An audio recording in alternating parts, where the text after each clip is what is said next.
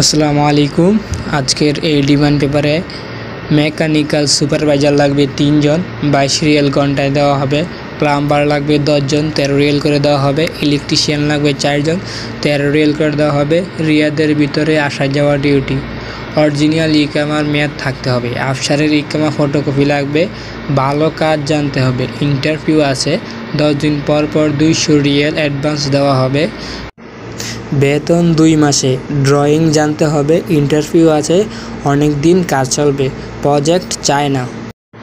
আজকের এই ডিমান্ড রিয়াদের বাইরে থাকা খাওয়া ফ্রি। খাওয়ার জন্য 300 রিয়াল দেওয়া হবে। সাইট মক্কা হারাম শরীফের ভিতরে।